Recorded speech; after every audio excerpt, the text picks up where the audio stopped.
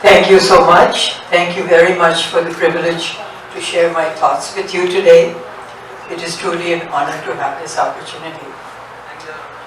As I thought what I might talk about, I considered that I would focus on the information and resources that I have gathered over the past year during my American Society of Mechanical Engineering Congressional Fellowship in the office of Congresswoman Jaipal for the year of 2018, where I gathered this information on South Asian heart health disease and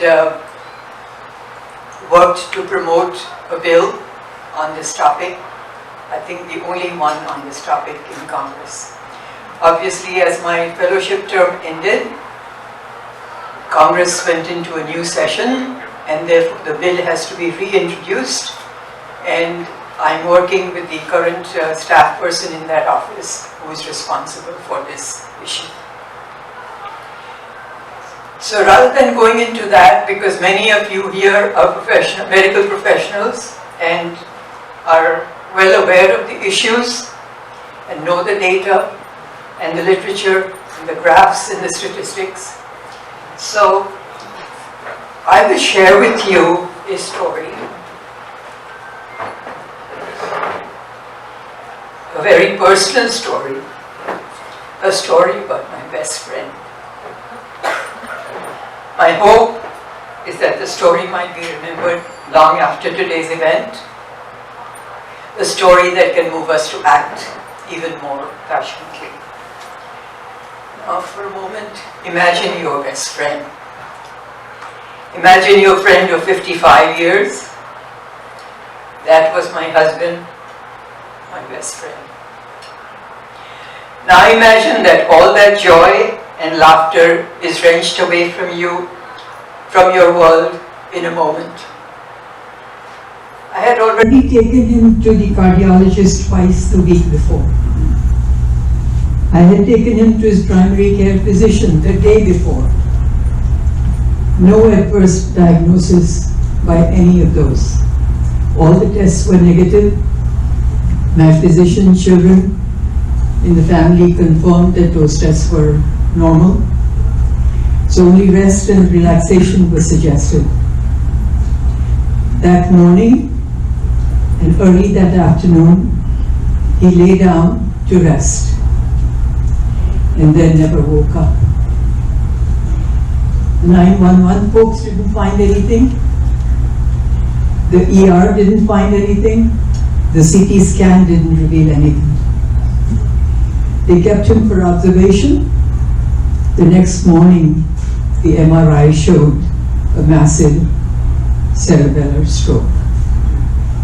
And I understood later that we know rather little about cerebellar strokes.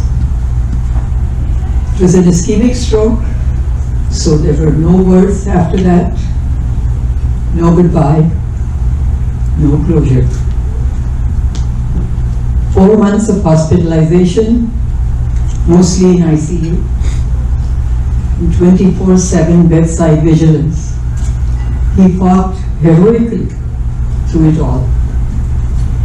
Our daughter stood by us every day, even though they have a young families and they live out of town on the two coasts.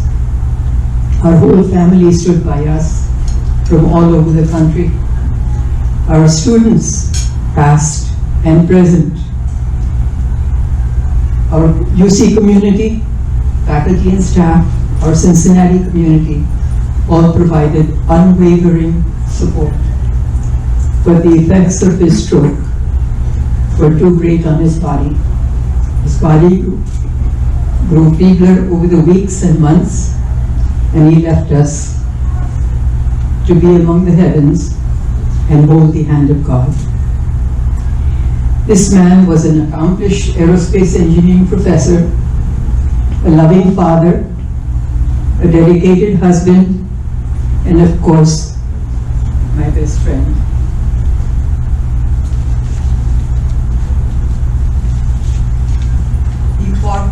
He fought the effects of his existing medical conditions every day with vigorous exercise, took his medication with religious regimen. Together we lived life like we were going to live forever.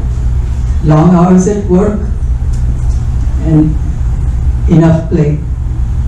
He loved music, he loved to dance, but his vascular disease was also at work all along.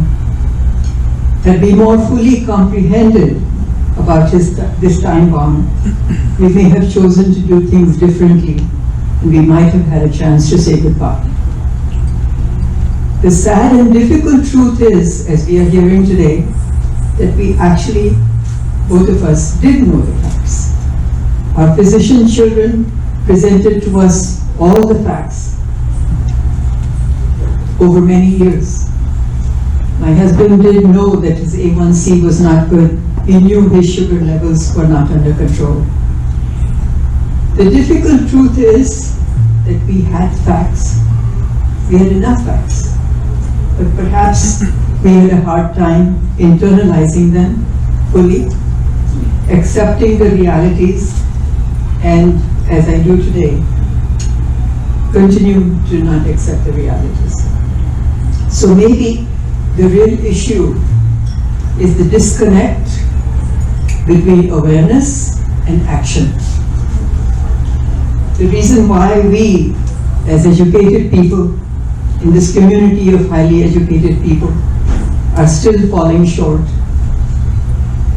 Do we need our physicians to be more direct with us about the consequences of our diet?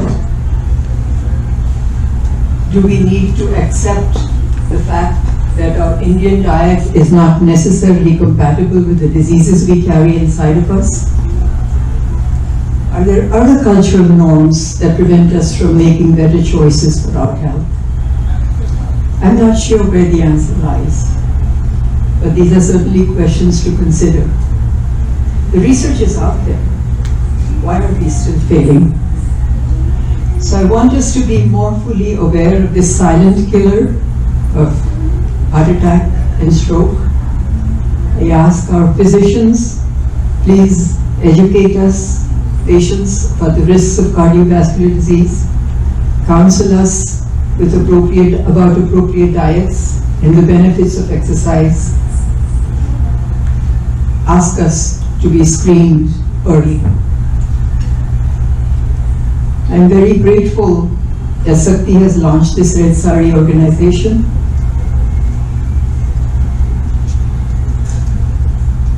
I stand with you in this Red Saree because I believe in your mission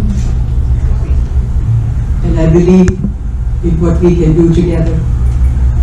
Let us use our individual and collective platforms to promote awareness about cardiovascular disease in the South Asian Indian community. Let us strive to change outcomes. Let us keep our community healthy. No one should ever have to lose a best friend, especially not without being able to say goodbye.